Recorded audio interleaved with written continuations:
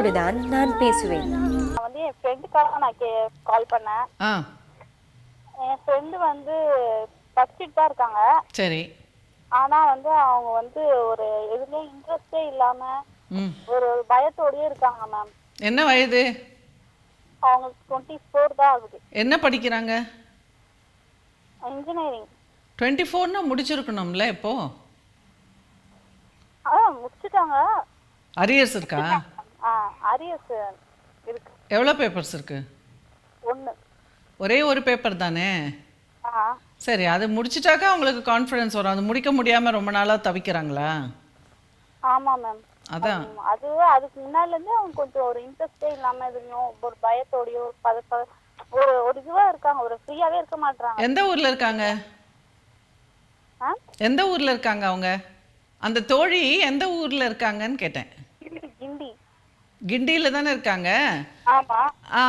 அவங்க அவங்க அம்மா அப்பா என்ன எத்தனை பேரை கூட பிறந்தவங்க? அவங்க அம்மா அப்பா என்ன பண்றாங்க? அவங்க அம்மா வந்து ஹவுஸ் ஒய்ஃப். அப்பா வந்து வேலைக்கு போறாரு. கூட பிறந்தவங்க வந்து ஒரு அக்கா இருக்காங்க. அக்கா வேலைக்கு போறாங்களா?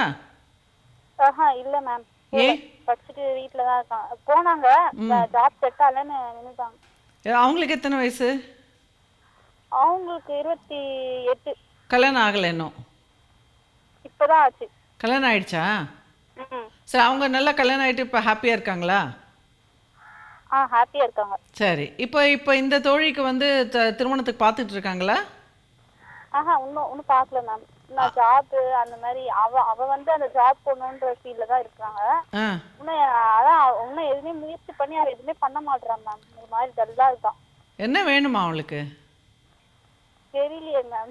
சரி, ஒரு கவுன்சிலிங் கூட்டிட்டு வாங்க.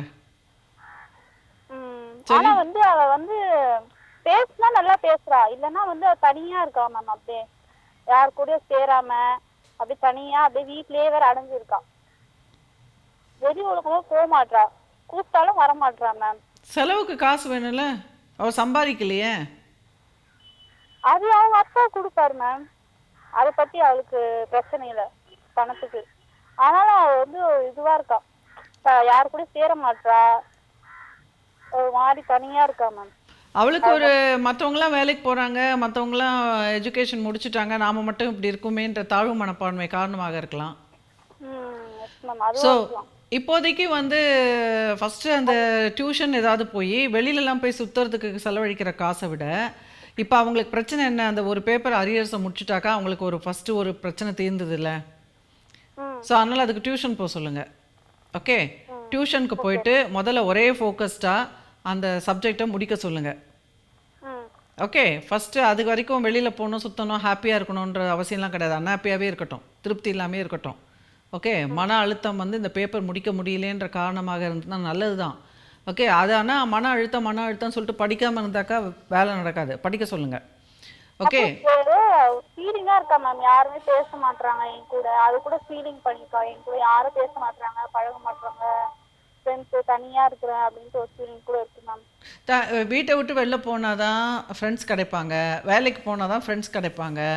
ஸோ ஃபஸ்ட்டு இந்த அரியர்ஸை முடிச்சுட்டாக்கா வேலை கிடைக்கலாம். இல்லை சில டைம் வந்து இந்த அரியர்ஸ் இருந்தால் கூட வேலை கிடைக்கும். வேலைக்கு போனாக்கா ஃப்ரெண்ட்ஸ் கிடைப்பாங்க. ஸோ ஒன்று வேலைக்கு போகணும், கிடைச்ச வேலைக்கு போகணும். ஓகே, சும்மா 8000 10,000 இருந்தால் கூட பரவாயில்ல அப்படின்னு சொல்லிட்டு கிடைச்ச வேலைக்கு போகணும். அப்புறம் இந்த அரியர்ஸை முடிச்சுக்கணும். அப்புறம் அது கூட மேம். அப்புறம் காலேஜ்ல கூட யார்கிட்ட பேச மாட்டா மேம். அப்படியே ஒரு மாதிரி காலேஜ் தான் முடிஞ்சிருச்சு. என்னன்னே தெரியல. காலேஜ் தான் முடிஞ்சிருச்சுல. இப்போ 24 வயசு ஆயிடுச்சு. இப்போ வீட்டில் தானே இருக்கு. ஆயிடுச்சு மேம். அதான் காலேஜ் படிக்கும் போது சொல்றேன் மேம். என்கிட்ட மட்டும் தான் பழகுவான், வேற யார்கிட்டயும் பேச மாட்டான். அதனால என்ன தவறு? அது ஒன்றும் குறைபாடே கிடையாது. சில பேர்லாம் அப்படியான சுபாவம், இன்ட்ரோவர்ட் சுபாவமாக தான் இருப்பாங்க. அந்த இன்ட்ரோவர்ட்டாக இருக்கிறது வந்து குறைபாடே கிடையாது.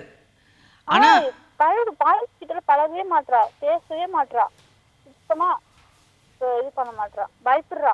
இப்போ யாரெல்லாம் அந்த பக்கம் இருந்தா கூட போறதுக்கு ஒரு மாதிரி இது. நல்லதுதாங்கிறேன் நான். நல்லதுதான். நீங்க அவளோட நல்ல விஷயத்தெல்லாம் நீங்க கெட்ட விஷயமாய் சொல்றீங்க. ஆக்சுவலாக பாய்ஸ் கிட்ட போய் எதுக்கு பேசணும்? நல்லது தான், நிம்மதியாக இருக்கலாம், நல்லா சாப்பிட்டுட்டு நிம்மதியாக இருக்கலாம். அவங்க பண்ண வேண்டிய ஒரே வேலை என்னென்னா வேலைக்கு போகணும். சரியா? நீங்கள் முக்கியமான விஷயத்தை விட்டுட்டு பிரச்சனை இல்லாததுனால பிரச்சனை மாதிரி சொல்கிறீங்க.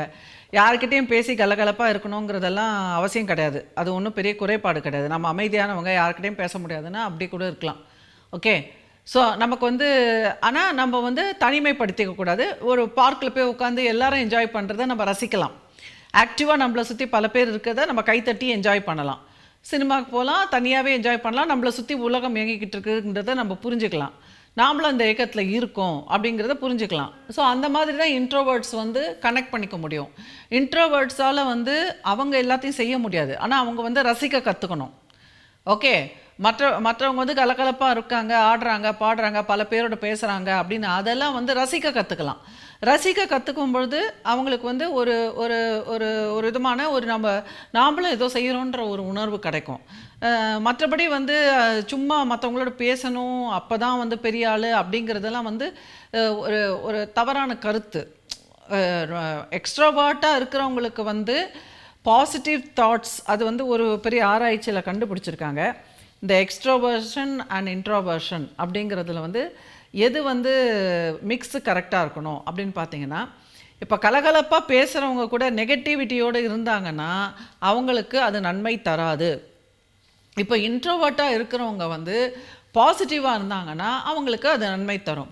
ஸோ அப்போ எது முக்கியமான ஒரு விஷயம்னா, எக்ஸ்ட்ரோவர்ட்டாக இருந்தாலும் சரி, இன்ட்ரோவர்ட்டாக இருந்தாலும் சரி, எது முக்கியமான ஒரு விஷயம்னா நம்ம வந்து பாசிட்டிவிட்டியோடு இருக்கிறது. பாசிட்டிவிட்டியோடு இருக்கிறதுனா நம்ம நல்லது தான் நடக்கும், நல்லது நடக்கும், நல்லதாக நடக்கணும், அதுக்கு நாம் வந்து செயல்படணும் அப்படின்ற ஒரு முயற்சியில் நகர்ந்துக்கிட்டே போகிறது ஃபார்வர்டாக.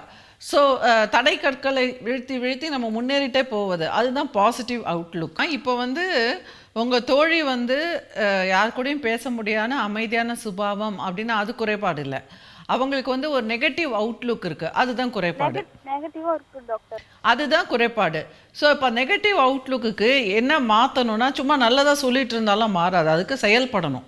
அதுக்கு எப்படி செயல்படணும்னா, ஃபஸ்ட்டு வேலைக்கு போகணும். இப்படி வீட்டுக்குள்ளேயே உட்காந்துட்டு இருந்தாக்கா அது பாசிட்டிவிட்டியே கிடையாது. ஓகே. அதுக்கு வந்து மற்றவங்க எதுவுமே பண்ண முடியாது. அவங்கவுங்களுக்கு ஃபஸ்ட்டு நம்மளுக்கு பயணம் வேணும் அப்படின்னா நான் தான் நடக்கணுமா? உங்களுக்கு பயணம் வேணும் அப்படின்னா நீங்கள் தான் நடக்க ஆரம்பிக்கணும். ஒவ்வொரு காலம் வச்சு நடக்க நடக்க தான் பயணம் கிடைக்கும். நான் சொல்கிறேன், எல்லாரும் சொல்கிறாங்க டாக்டர். ஆனால் வந்து எதுலேயுமே ஒரு முயற்சியே இல்லாமல் இருக்காங்க டாக்டர். இல்லை, அதுதான் சொல்கிறேன். முயற்சி இல்லாமல் இருக்காங்க அப்படின்னா அப்போ அவங்களுக்கு வந்து ஒரு ஆலோசனை ரொம்ப அவசியம். சரியா? இப்போ எவ்வளோ நேரம் நீங்களும் நானும் பேசணும்னா கூட இதுக்கு தீர்வு கிடைக்காது. ஸோ அவங்கள நேரில் கொண்டு வந்தீங்கன்னா தான் அவங்களுக்கு நான் புரிய வைக்க முடியும். நீங்கள்லாம் புரிய வைக்க முடியாததை ஒரு தெரபிஸ்டால புரிய வைக்க முடியும். அவங்க பொறுப்பெடுத்துக்க முடியும் அவங்களோட நிலைக்கு. சரியா? அவங்கள குறைப்படுத்தாமல், குற்றப்படுத்தாமல், அவங்கள பொறுப்பு எடுத்துக்கிட்டு அவங்கள செயல் படுத்த வைக்கிறது தான் கவுன்சிலிங். அதை வந்து ஒரு தெரபிஸ்ட் தான் பண்ண முடியும். அதை இப்போ நான் உங்களுக்கு சொல்லி கொடுத்து நீங்கள் அவங்களுக்கு செய்ய முடியாது.